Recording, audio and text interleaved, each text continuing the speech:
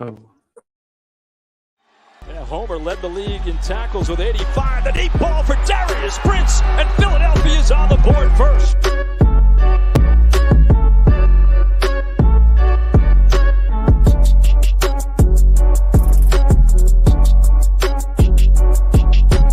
On the draw, this is Grayson Allen. And Allen weaving his way all the way down to the 22. 10-yard line, 5. Mayfield, Dancy, all around. Throwing as far as he can throw it. Jump ball coming. Crazy stuff. Not this time. And you want to be a wide receiver. You're going to have to take a little bit of a hit like that as Brown got him in that shoulder, but watch. Those are teeth. Do we have a dentist on staff here?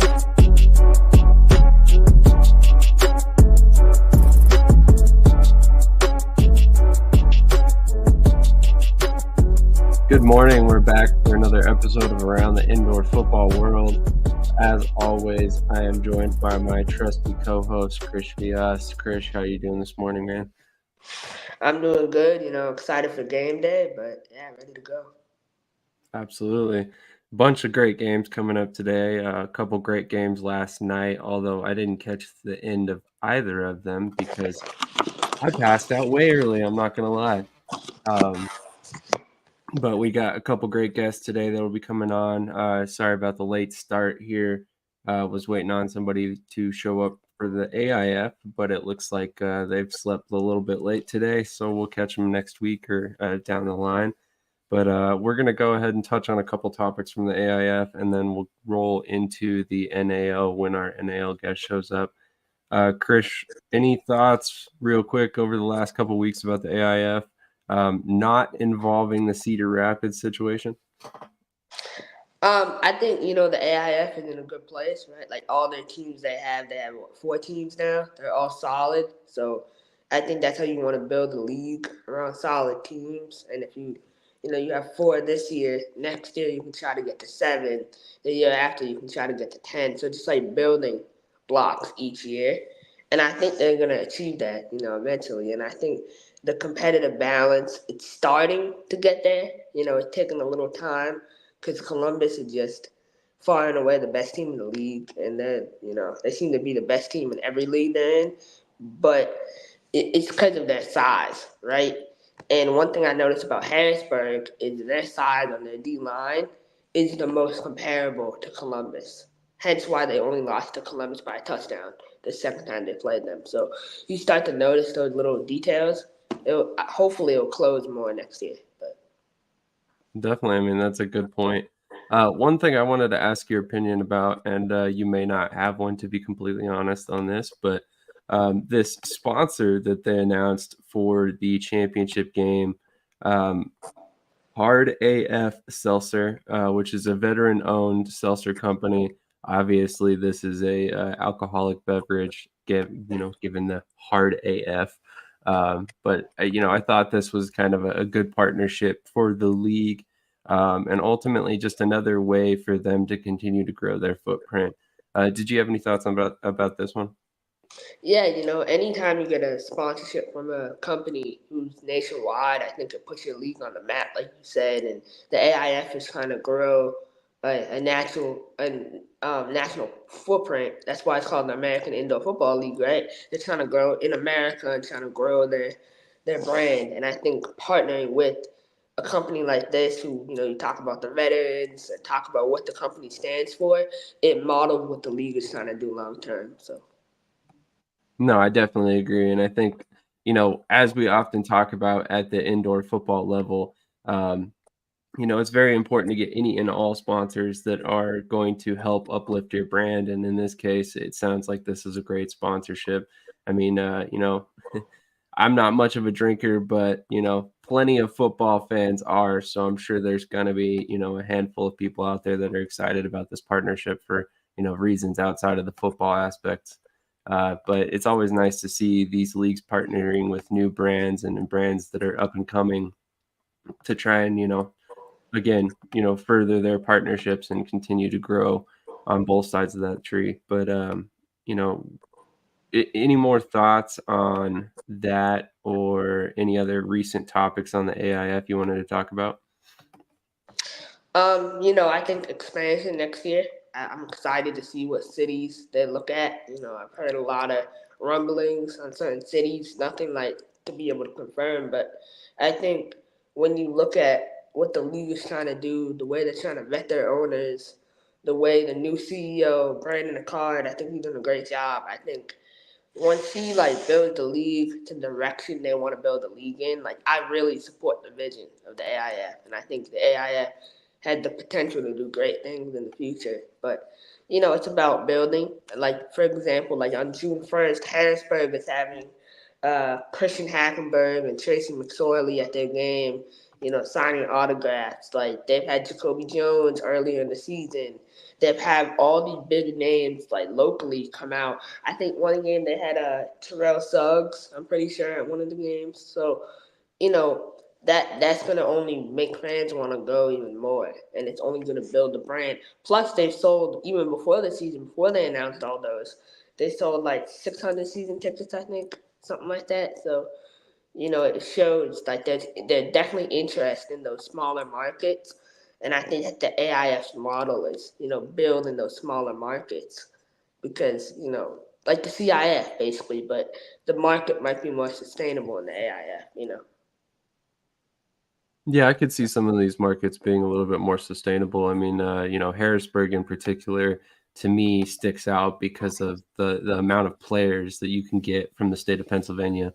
There's just so many different schools out there, and just a vast area that you can cover just locally alone. I think that was one of the things that, who short time Philadelphia Soul head coach Pat Pimmel talked about. He was surprised by the amount of local talent that showed up to their workout, and I think there was 150 players at their workout. So I'm sure plenty of those players then turned around and tried to latch on with Harrisburg as well because of where they're located. So, it just makes sense. But I was also interested to get your thoughts on this last week's Players of the Week. I know, we saw a couple Corpus Christi Tritons players up there. What are your thoughts on Dalton Cole? I think Dalton Cole, right? He was with Amarillo before the started there. And, when they traded him to Corpus, it's kind of interesting how that whole dynamic works, right? Trading to a team that you already played this late in the season. And so I start to ask, is there a trade deadline in the AIF? Certain things, just little details. I think that's going to be worked on for next year too. That's another thing, right? I don't really like the move, honestly. I think Dalton Cole was Amarillo's guy, all season, and they played Amarillo, 4 times. The next time they'll play him will be the 4th time they played Amarillo this season. So it's it's a bad look, having a guy play against the team 3 times and then they get traded to them the 4th time. And so I don't know. I think Dalton Cole, he's an arena style quarterback. He's not an indoor quarterback. I think he would be better suited in arena. He was with the Albany Empire last year, but he never got a chance to play because the team folded before he could start. Gotcha. Very interesting. I mean, obviously, he had a pretty solid game this past week, but that is an interesting dynamic to see, him jump from one team to the next in between their games like that. But hey, indoor football, ultimately, personally, in my mind, I like the fact that there may not be a trade deadline there, because it allows for some interesting moves late in the season, especially right before the playoff runs. But we'll see. I mean, it could create chaos too. If a team is just tanking and they know that they're tanking, why not trade away a couple guys to get some younger guys or something like that, and bring in some guys who might give you a spark. But we're going to go ahead and transition over to the NAL and bring in our next guest, which before we do that, I've got a quick sponsor commercial to play. Shout out to D's Place. Follow your passion first. First.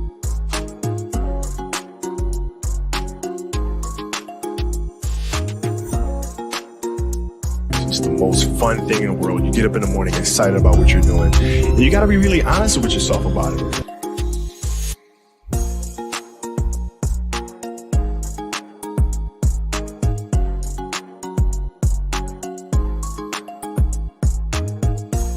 And you got to sit there and ask yourself, okay, what am I truly passionate about? What do I enjoy doing? Like I said, we're going to transition over to the NAL now and bring in our next guest. You know him as wide receiver Adam Smith. How you doing this morning, Adam? Hey, what's up, man? I'm good. How about you? Doing well. A little bit tired. It's early. We appreciate you tuning in and joining us so early in the morning. Yeah, of course. I'm up early all the time anyway, so 8 o'clock's nothing crazy. I kind of had a feeling you were that type of guy. You don't get where you're at and kind of grow the following that you have without being dedicated to your craft. So I could see that for sure. Yeah, I appreciate it. Just being an adult, teaching high school, working out, and all that stuff. So nothing too crazy. Definitely. Chris, do you want to kick us off on this one with questions? Yeah, Adam, so other than yourself right now, who are your top 3 wide receivers in the NAL? That's a good question. I'm going to step definitely just completely outside of my team. I'll skip out on the Cobras, but Steve Newbolt, man, he's killing it right now. Nobody's really stopping him. He's able to get vertical, and he's playing really, really well. Him and I jawed a little bit back and forth in Colorado last time, but at the end of the day, it was all respect. We would talk to each other after, so he's really the guy. He's the guy right now. And I told him after I'd missed a couple of games, I said, now that I missed the game, you kind of took over, so I got to catch you. So he's looking really good. And I think who else we looking at? The other Colorado receiver, Radernick. I don't know how to say his name. He's been looking really good as well. And Troy Evans, I think he's kind of getting back to himself. So those are just the first 3 guys that I can think of in my head that are looking that are making a lot of noise right now and kind of putting a little bit of fear into defenses in their heads. Absolutely. So Adam, obviously it's been quite a few years for you here in Carolina at this point. You're probably nearing every team record there is to have at this point. But what has your time in Carolina meant to you so far? I mean, I know you've played for some other teams, but does that stand apart among the other teams? Yeah, it definitely does. Going to college in Greensboro, growing up 45 minutes west of Greensboro, it's definitely stood apart because it's just been like I'm playing at home all the time. Whenever I'm at a game or whenever we have a game, my family's there. I've got friends there. So it's meant a lot for me to be able to play the last 4 years of my career at home and be able to be around people that I know, people that I love. And I know Greensboro really well.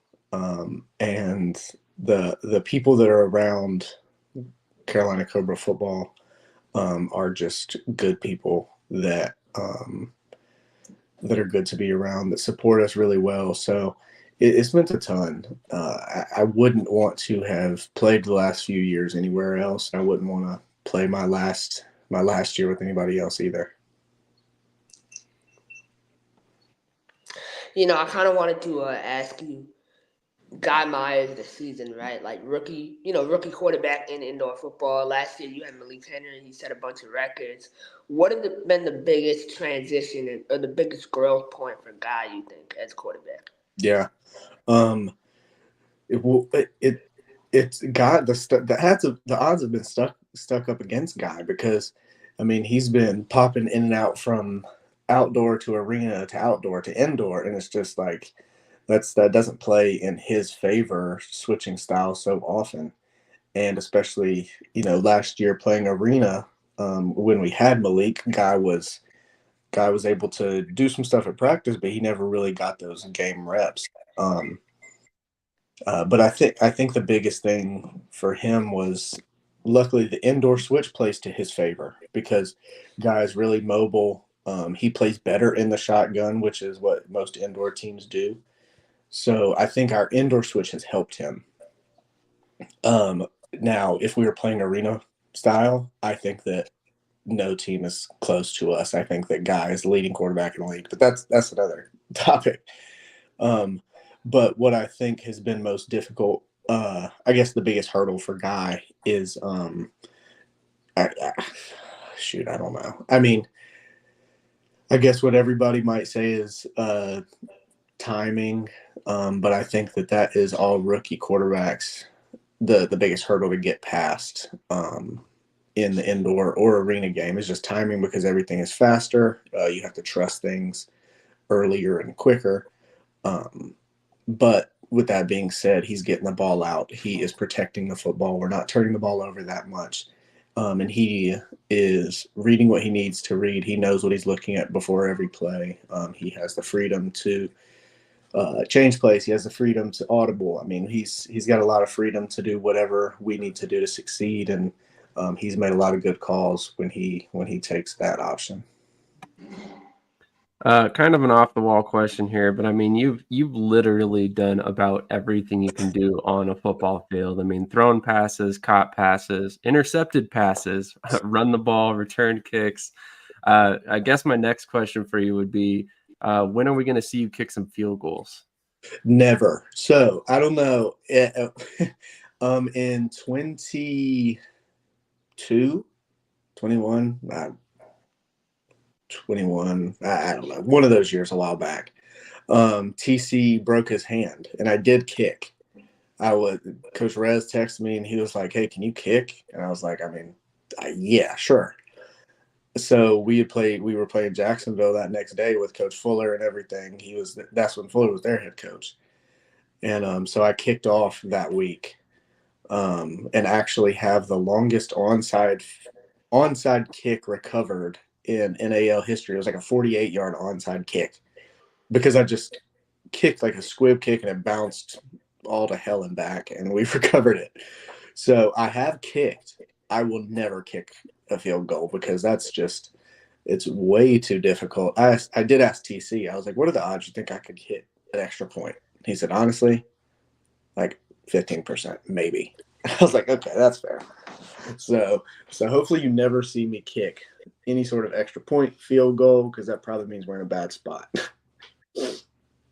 I could definitely see that a little bit. Chris, you got anything else?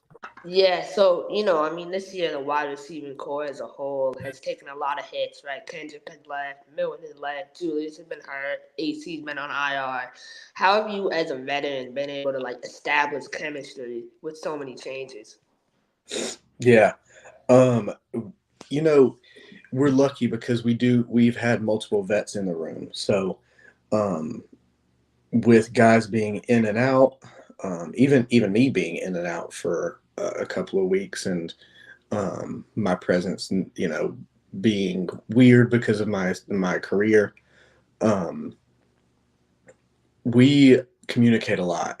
We meet a lot just as players. So being able to communicate, and especially the young guys we have around, being willing to listen and learning, I think that's been the biggest thing. Is we as a group of receivers, I feel like we've taken more responsibility on ourselves than we ever have in the past. So us taking ownership of ourselves is what I believe has kind of made us grow the most. Just kind of being accountable for ourselves, being accountable for our group, I think has made all the difference in the world, because losing Kendrick Ings, of course, a big deal, and now losing Milt. He called me right before everybody knew. He was like, "I'm sorry, I can't finish it out with you." But losing him was really big because, I mean, losing any of these guys is huge. But I mean, it's always got to be next man up. So guys are prepared to take on that challenge, and Luckily, like I said, luckily we do have other vets in the room. We've still got me, of course. We've got Raz. Julius is popping back and forth between offense and defense. We've got AC, like you had mentioned. So we've got guys to still lead the room. We've got guys that we know can make plays. And I think you might see a few young guys against Colorado making some plays as well. Would not surprise me at all. Speaking about that Colorado game, you guys are currently 4-2. You sit second in the league behind Omaha. Obviously, this game could go a long way towards cementing your kind of playoff future here. How big is this game going into next week? Yeah, it is. It's pretty much a must win. We need to win out. That's the way we've looked at it. We've slipped up twice, and we can't do that anymore. To be quite honest with you, we're just pissed off, all of us with the Cobras. We're pissed off about a lot of things right now, and the way we want to deal with it is we want to beat the crap out of everybody. We just want to win. We want to go win a championship. We don't really care where it is. But we're upset about a lot of stuff, and the way we want to deal with it is win. So Colorado's a big game. They're really on a roll. Offensively, they are clicking right now. Coach Fred Shaw has them going, and that comes to nobody's surprise.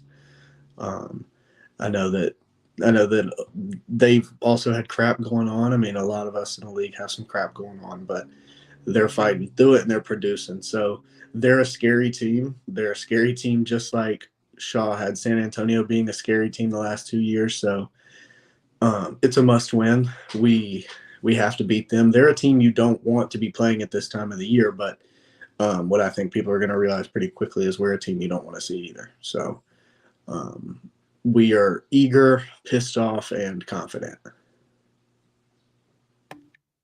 Kershaw, you, buddy?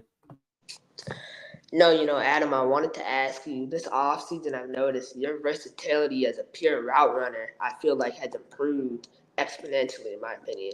What kind of tweaks or changes have you really honed in to make your game more elite? Oh, that's a good question. What I did a lot, especially the last 2 years, is just training. I work a lot. I've worked more lateral movement than I have in the past.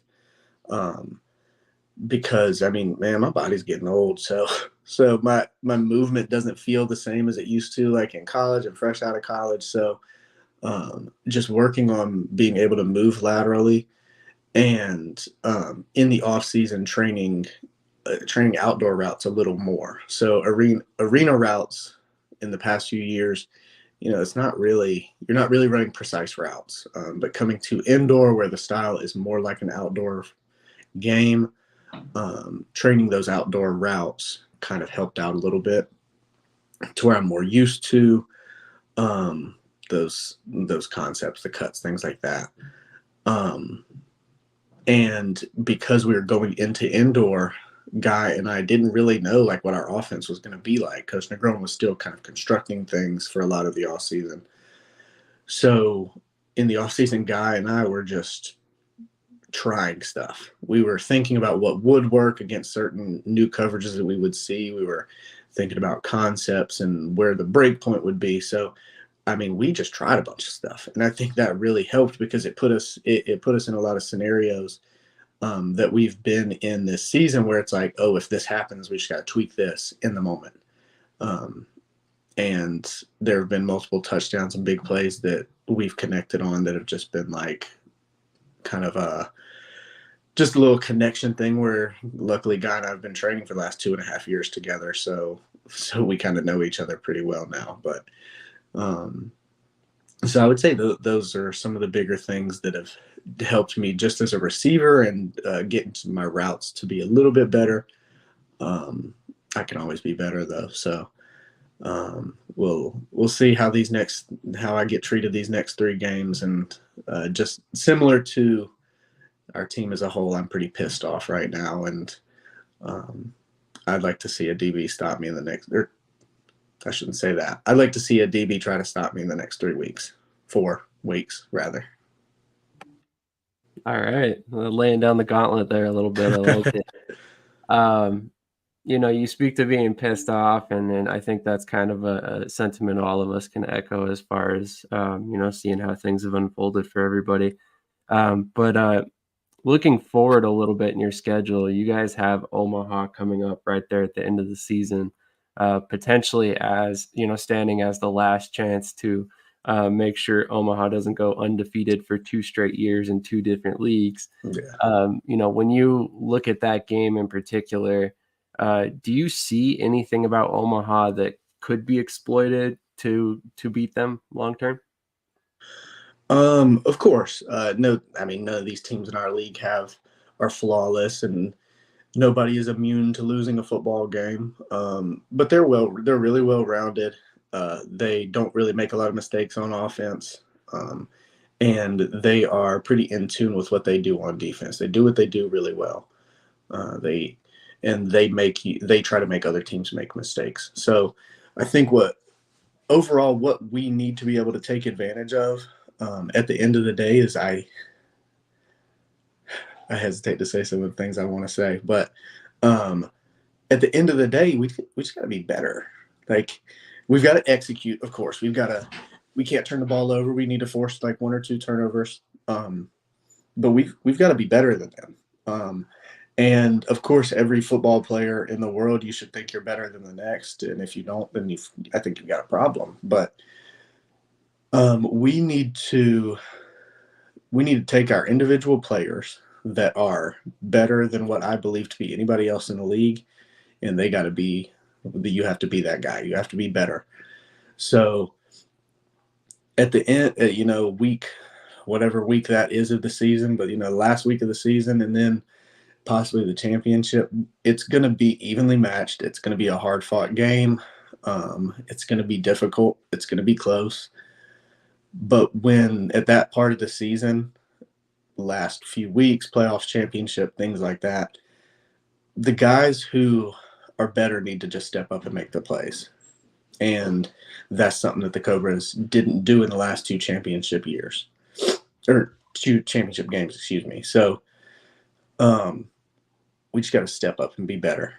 And that's something I'm really eager about having the opportunity to do. In the last few years, I don't feel like I've personally, 2 years ago in Albany, I wasn't the main guy. I mean, Ironman rules made things really weird, but I wasn't the main guy. I was the leading receiver in the playoffs that year and scored a touchdown championship, which was cool and all, but we got killed. And last year we had a multitude of options on offense. So again, I wasn't really the main guy.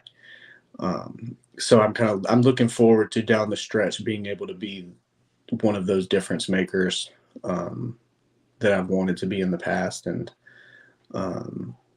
take advantage of any mismatches and things like that. So the long answer short, they're super well balanced. They're going to be difficult to take advantage of because that's how they play. They play. They try to get you to dink and dunk. They try to get you to work your way methodically downfield. They try to make you make mistakes, and they try to keep the ball in their hands. So I think that there are things we can take advantage of, but the first thing we got to do is our good players got to be better than theirs, because I don't think there's a better running back than James Summers. I don't think there's a better defensive lineman than Gibson Zia. I don't think there's a better, I think that there are guys that you're not better than that guy. They don't have a receiver or a receiving core better than ours. And I think that that's just what it is. So we have to do that. We have to be better. The first game, we weren't better than them. Bottom line. And that's why they've won whatever their outrageously annoying winning streak is, so we just got to be better than them. That's completely fair. Chris, do you have a final question? Yeah, so, you talked about it openly, this being your last season. But for me, I think you still have a lot left in the tank. But football-wise, for 2025, if it's coaching or playing, have you made your decision on how you'll be involved with the game? So I know I'm done. I know I'm retired as a player after this year. I was pretty committed to being done last year, and things happen. So I'm back. But my wife and I have our firstborn due in July, just a few weeks after the season. So I know it's very feasible for people to play when they have children, but that's always been the point for me where I'm not gonna, I can't make those sacrifices anymore. I can't make the sacrifice that I'm currently making, traveling 5 hours a week to do all of this stuff. So, and that's just one way. So I guess, traveling 10, 12 hours a week. I just can't make those sacrifices anymore. I need to, there are other things I need to put first now. So, as far as any other involvement, coaching and things like that, I've coached in the past. I've coached college ball. I've coached high school ball and all that. And I think that I will still probably take some time off of that as well, just to kind of detach from football in a good way where I have time to be a father and to be with my family. So there is definitely another future in coaching for me again. It'll come soon enough, but want to make sure that I'm completely present at home and things like that. So it'll come, just not sure when. Absolutely. Adam, thank you so much for your time this morning. We really appreciate it. We will let you get on with your Saturday. Best of luck this upcoming weekend, and wish we had gotten to see you guys play tonight, but we understand. Yeah, we wish that too. And I think that, like I said, that's one of the things that's going to make us eager to play for the first time in 27 or 28 days next week. So, but I appreciate you guys having me on. Always appreciate what all of you and the counterparts are doing for this game. So, appreciate the attention, and I'll be talking to y'all soon. Definitely. Have a great rest of your day, sir. Y'all too. Talk to you later. All right. Well, we will have one more guest joining us from the IFL, but a brief word from a sponsor.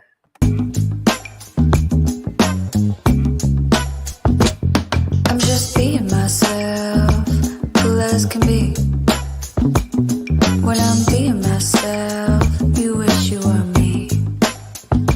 It's so easy. Get out your own way. It's just so easy.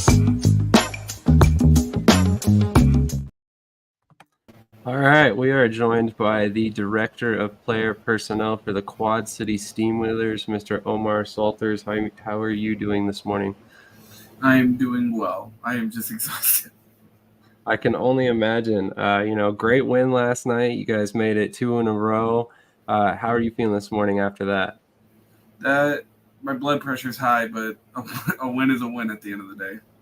Definitely. We were kind of chatting during the game, and I mean, it was definitely a great game all the way down to the wire. I believe the score was, 57-55 by the end of it? Mm-hmm.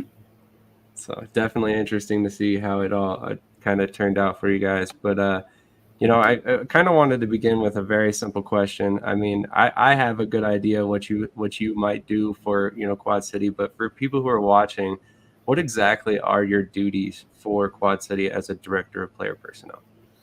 So my specific job, and it's different amongst every IFL team you'll come to find, but my job with Quad City is I maintain a database of players, 200, 250 plus players that we constantly update for contact information or recent highlight tape, or make sure that they are available and they would be willing to fly out kind of day of type of scenario. So you always have to have that warm list and warm database that I have up and running for coaches. And then I do a lot of the initial outreach, the initial explanation of what is IFL, what are you going to get paid, free housing, free food, free medical care, all that good stuff. That's usually an initial conversation I handle, and then we pass it off to the head coach.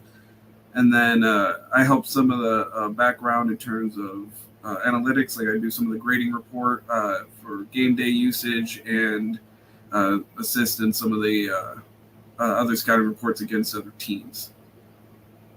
Gotcha. So out of curiosity, is this like a full-time career for you, or do you have another day job as well? No, I have other jobs that I do. I help with a jet sports agency, assist some college athletes getting to rookie mini camps this year, that helps pays a little bit, and then I do some consulting work on the side as well to help pay the bills. Unfortunately, the IFL is not the land for paying your bills. Yeah, I definitely understand that. I mean, there is obviously an operating budget for all these teams.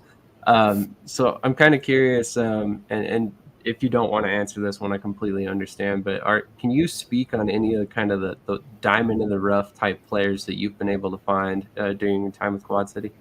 Yeah, absolutely. And when you sent me, when we discussed this over the phone a little bit about what was being asked, this one was especially difficult to me because when you are operating the way that I do, there are a lot of players come from a lot of different areas. So sure, I go out and I find some guys, especially there's an offensive lineman we have, Paul Fay.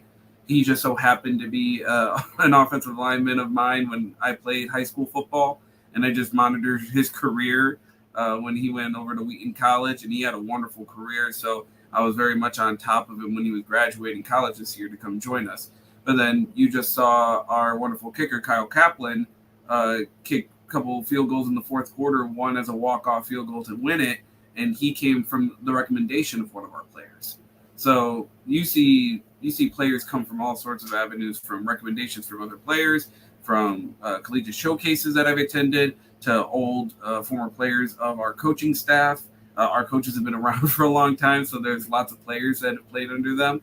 So there's never one area, and it's hard to say like, oh, that's my guy, like solely my guy, because there's just so much influence coming from all over. That guy, Judd Erickson, our quarterback, I'm the one who initially brought him in, but he was a recommendation I got 5 months ago from a player in the ELF that told me he played with this guy. He's great. He's coming back to the States. You got to reach out. And I monitored his film and kept in contact with him when he came back to the States and was able to bring him on. So there's just a lot of places that you find guys. Malik Owens, one of our D linemen, he was a guy I met at the Podium Bowl in Miami 2 years ago. So it's just one of those things you got to keep constant connections going. But that's why I said it's difficult to say like that's my guy, because all these guys are super talented collegiate athletes. That's why they're playing at this level. And when you're a super talented collegiate athlete, everyone knows who you are at this point. That's fair. Chris, I know you're an aspiring scout and agent yourself, so I'm sure you've got many questions for Omar. Yeah, Omar, when you have players reach out to you, I'm sure you get hundreds of messages a day or a week. How do you kind of sift through and prioritize which ones you want to evaluate first rather than last? Yeah, so when players reach out to me, the first thing I do is I send them a text or an email that states, please send the following information to my email address, and I always ask for first and last name, height and weight, position you play, the last time you were in college and your highlight tape from college, the last time you were on a pro team and your highlight tape from the pro team. What I then do is then it doesn't match some of what we're trying to do. So our coaches kind of have a standard of what they like their guys in. So my defensive coordinator likes long, rangy corners. He likes 6'1", 6'2" corners that have super long arms that can move about the field. I feel like that's most DCs, but specifically that's what I was requested. So we brought in a lot of 6'2", 6'3" cornerbacks. So that was kind of my criteria. If you sent me your information as a DB and you were over 6 feet tall and you had a great highlight tape, that's kind of how I sifted you through. So unfortunately, I didn't look at a lot of 5'8", 5'9" cornerbacks this year because they weren't requested by my DC. Great answer. I mean, honestly, that makes a lot of sense. And it's funny that you mentioned that every DC likes long, rangy corners, right? Yeah. Let me guess. He wanted really fast, great pass rushers as well. Exactly. They kind of give you, so some schemes are different than others. Like I know some teams in the IFL for their defensive line, they like big, stout, 6'5", 6'6", 265 to 300-pound D linemen that are kind of just maulers that are supposed to beat up the offensive line at the point of attack and drive them back. We implement a defensive line that's kind of small, skinny, and fast. 6'1" to 6'2" for our defensive linemen that are range anywhere from 225 pounds to 245 pounds. So they're a lot smaller than what you would typically see. And our defensive tackle, Moore, he's 6 foot 260, 275. Like he carries his weight well. He doesn't look like a typical D tackle that you would think of in terms of just being like the short, stocky, stout guy. He's a true athlete that just goes out there and mauls the field. So we like to put those fast guys on our defensive line instead of prioritizing size. But again, at corner, we like the long-ranging quarters. That makes sense. Definitely. Probably want to play some press man on the outside there and slow him down and then get after the quarterback. Yeah.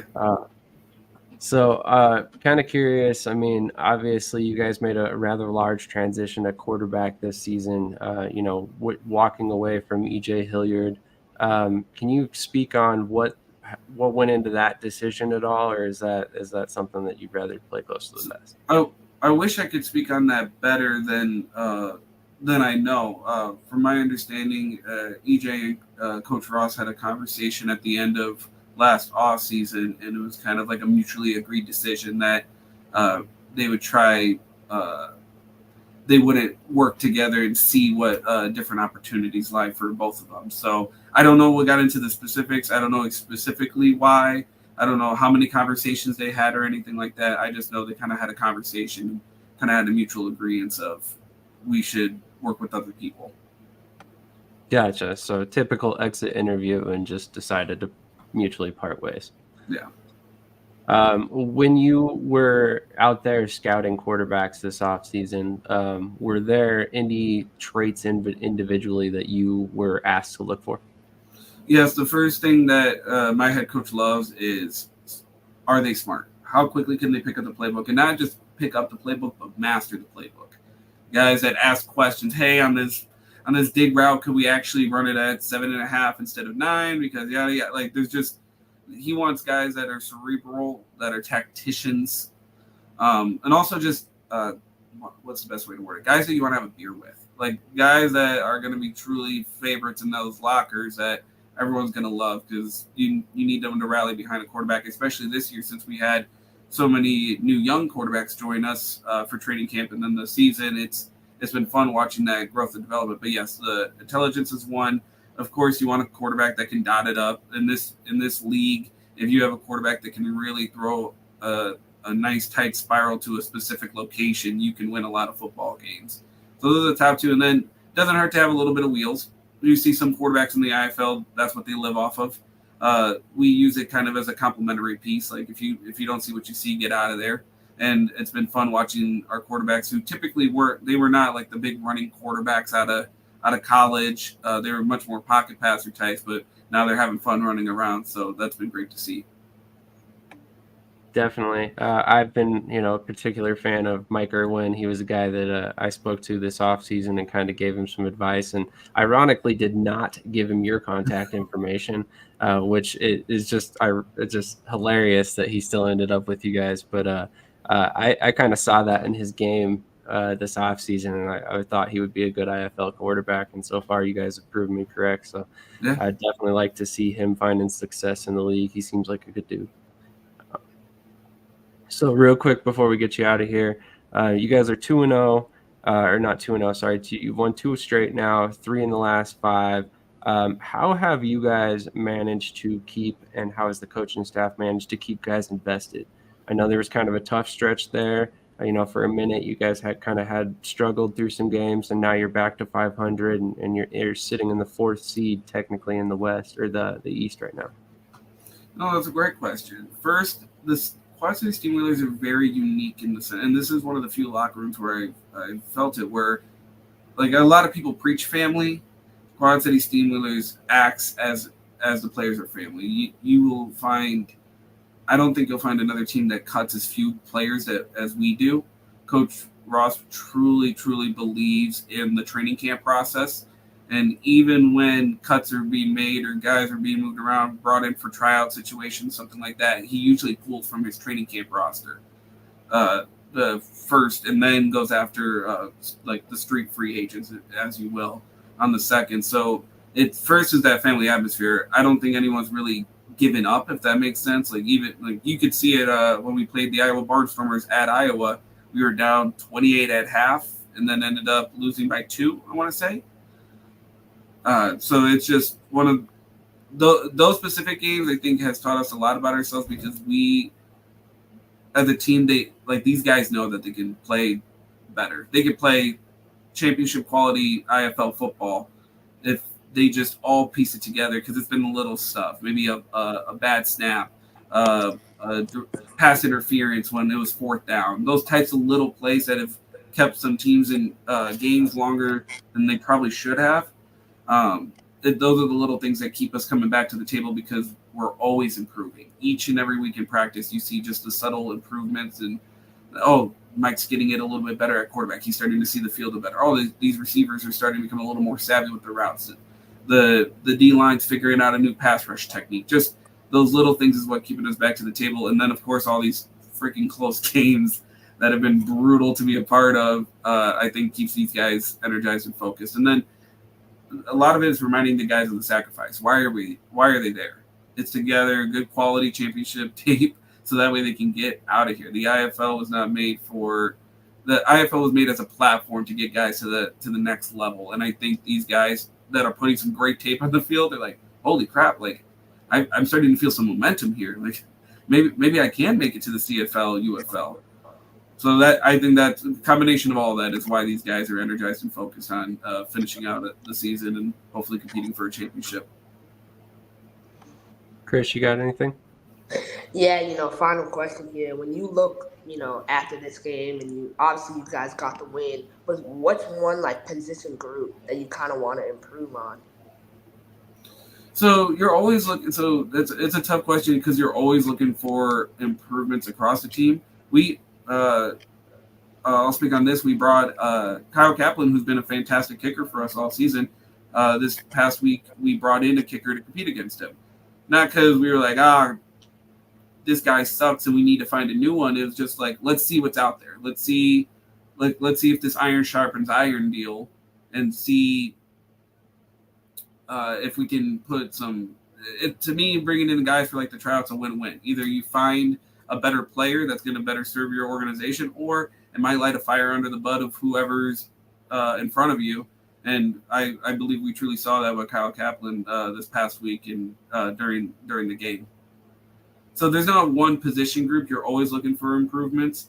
And then you just kind of monitor from there. That makes sense for sure. And obviously it paid off because, you ended up winning by 2 points and he kicked a couple crucial kicks. So yeah. Kind of crazy how that stuff all works out. So, I want to leave you with one last question, and that's kind of, what are your aspirations long-term for your career in football? I feel like it's like all these players in the IFL, the dream's always the NFL.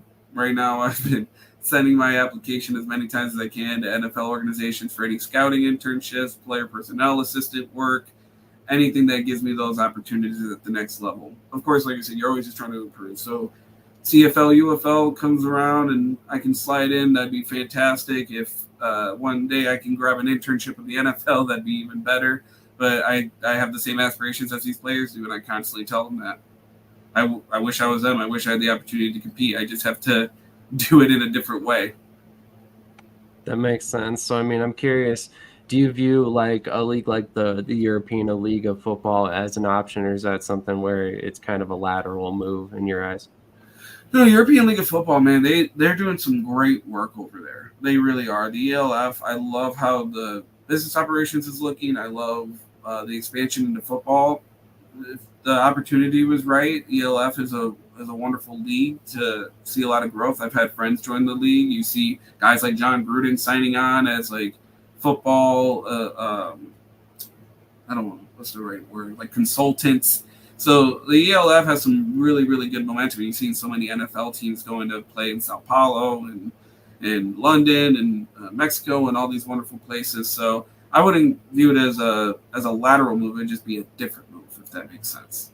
It's a completely different version of what I've been in the past couple of years. Definitely. Well, Omar, we really appreciate your time today. I know it's bright and early on your side of the world, and I really appreciate it after a late night win last night too. So, absolutely, you've been great. You always have been. Couldn't appreciate you more. Thank you for the invite. Absolutely, thank you, sir. I appreciate your time. And Chris, any final thoughts?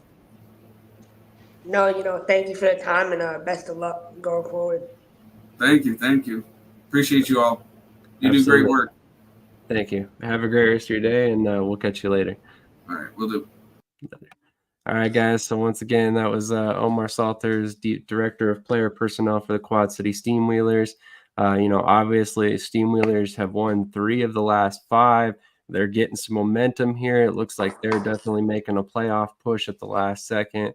Like I said, they're sitting in that 4th spot in the East right now. So, Krish, any final thoughts to kind of wrap this all together before we get out of here for the day? Yeah, it's game day today. Obviously, always thankful for that opportunity. We got a big one personally against Northern Arizona and RZ McCorker. Really excited to see RZ in person and see what he's all about. And, it's just going to be a great matchup. Bright and early, 1 o'clock Eastern time. So I'm excited for it for sure. I think we win this. We get back on the right track, and we take control of that number 2 seed in the Eastern Conference. But other than that, I think the IFL as a whole is headed in the right, like it continues to do things right. It continues to follow the right model that every league, the production value, every league should strive for that. And there are teams in other leagues that are starting to grasp onto that. We look at last night, Colorado Spartans, they run their organization for a first-year organization production-wise, it's perfect. Like, I think their broadcast is amazing. I think the fan base in Colorado, I mean, you saw it. Like, I think they have a really solid fan base. And I think if they just keep growing that, like, you could be talking about top 10 indoor football, in my opinion, what they got going down in Colorado. But, no, it's just I know a lot of talk about the bad teams, but we have to look and value the good teams. And there's a lot of good teams that do stuff the right way across the leagues. So I'm just excited to watch, and then with the AFL coming back, with 10 teams, I'm excited to watch that too. We got a lot of football today, so just really excited to watch all the talent really start to show. I agree. I mean, I think you said it best right there is, we focus a lot of times on the bad in indoor football and it gets frustrating at times because it seems like that's the most coverage that these leagues get, is when people like Antonio Brown get involved and just completely ruin a great organization like the Albany Empire last season. And that's what goes on TMZ. You don't see a lot of leagues garnering the recognition for the right reasons. But the IFL, in my opinion, has done a great job of getting themselves on a national level, in terms of exposure, especially recently with all the Sports Center top 10 plays. I think that's huge for the league because those are the kind of things that you want fans to see. You want to see a guy catching a ball as he's flying over the wall and, getting caught by some fans in the front row because that's what brings you to an indoor football game. That's what makes it more exciting than outdoor football. Stuff like that just doesn't happen, So, I mean, stuff like that. And then, the fan interaction with players and stuff. And I think that's a big reason why these leagues, especially the IFL, will be so successful long term. They've been very smart about how they've grown. And I hope they continue this model of, really slow, steady growth because honestly, I think they're only going to continue on an upward trajectory going forward. And I hope, we can say the same thing for the National Arena League next season as they kind of recover from this year. And then same thing for the AIF. I think these are 3 great leagues that give players opportunities. And that's what we're all about here. Sometimes we do have to cover the bad because some of that is out there as well. We're trying to inform and educate as much as we are, trying to cover and, grow the sport. Any final thoughts for you, Krish? Yeah, no, I mean, you hit it right on the nail. I think there's a lot of good things happening. Indiana 2025 for the IFL, they sold over 1,000 season tickets. Obviously, we talked about Colorado. Carolina has a big one in terms of attendance next week, so really excited to see how the fans show up for that. And then I think we have to give these teams grace too, right? The best time slot to play a game is Saturday at 7 o'clock, right? That's across the industry. A lot of these teams this year, especially I've noticed, haven't been able to get arena dates for Saturday at 7. So you got teams playing on Saturday at 1.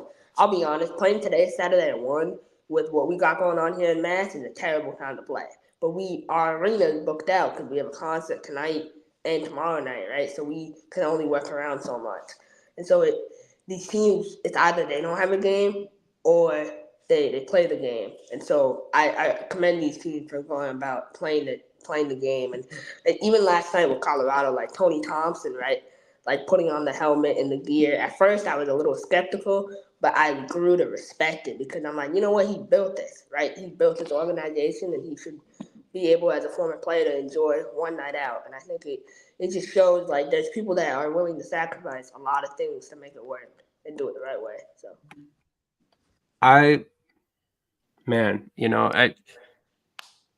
it's weird to feel this way about that particular move because last season I was so annoyed when we heard the announcement that Antonio Brown was going to suit up for Albany because it's a sideshow.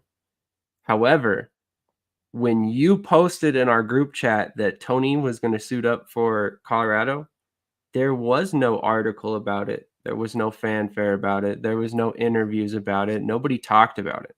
It just quietly happened.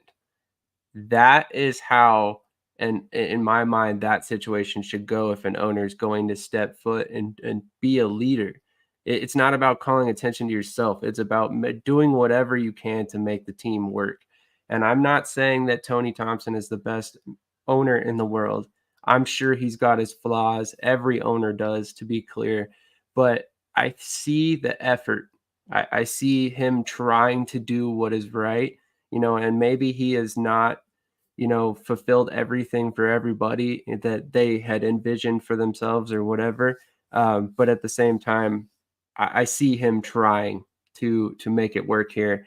And I want to be very clear when I say this, that Colorado is not an easy market to make it work. You spoke on the things that Massachusetts has going on outside of football, specifically indoor football, and Colorado is very much the same. We've got the mountains, we've got all kinds of concerts and venues and all this other stuff that you could be doing, in the summer months, and especially, like May. It's perfect. It's beautiful outside right now. It's 70 degrees and it's 7:00 in the morning here. So, a perfect example is that he's putting forth the effort. He's trying to build something. And I know that it's not necessarily been perfect in year one.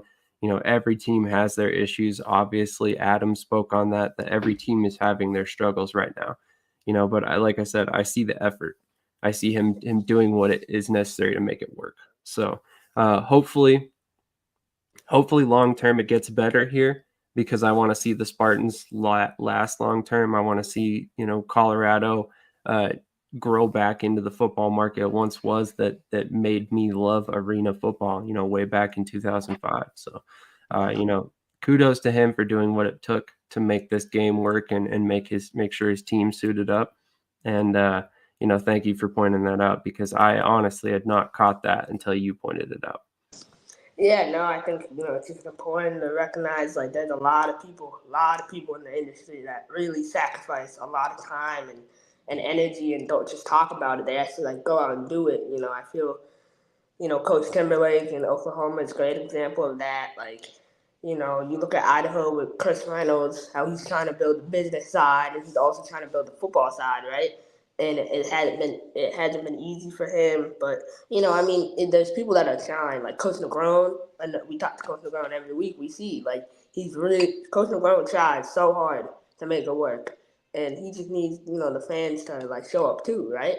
I think these markets can be successful if fans buy in, and that's why we moved from Worcester to Lowell, right? Because the fans in Worcester weren't buying in. You would hear people talk about the Pirates a lot, and they would be like, oh, I want to check it out, but they would never check it out. And then when we moved, everyone got so upset. Why did they move? How could they do this to us? I'm like, but you had 6 years to prove that you were bought into the product, and you never did, right? You never showed up. Now we moved to Lowell, our attendance had doubled. Like, there's people coming to the games. There's people that love Pirates in Lowell. They think it's the greatest thing that has happened in their city in a while. So I want to see more teams, if they don't get the support in their city, that doesn't mean the state as a whole won't work, right? There might be a town down the road or a city down the road that might embrace it even more. So just trying out different things like Fargo, North Dakota, right? When they had that test game in Fargo, for me watching that, I don't believe Fargo is ready for an indoor football team. I think there's other markets in North Dakota that might be more suited. And so I just think they have to test it out and go and see what the community is all about, for sure. Just another very smart business move by the Indoor Football League to kind of prepare themselves for the future. You know, we've all heard the rumors that the Bismarck Bucks might someday return in Fargo. Well, why not do a test game there if you've got teams that are in that region? So, you know, smart move by them to go ahead and do what they could to figure out what that prospects could look like. But ultimately, yeah, once again, thank you everybody for tuning in. Another great episode. Thank you for the guests that showed up. Devin, Thomas, if you're watching, man, sorry we missed you. We'll definitely catch up and make sure we get you on a future episode. You know, but definitely at the end of the day, just want to say, you know, we support spring football. We will do whatever we can to try and help grow this sport. You know, it's unfortunate that, again, that there are some negative sides of this game that have to be covered at times, but you know, unfortunately, at times that has to be covered as well. But shout out to all the great owners that do it the right way, that give these players the correct opportunities and do what they can to ultimately take care of their guys. You know, that's what matters at the end of the day, is the players, the coaches, the guys that are making these teams work, and that goes to the owners as well. So we see you guys. We understand the effort it takes to make these things work, and shout out to all of you guys that are making it work. So we'll leave you with that, and thank you for tuning in. We'll catch you next week. I'm a game changer.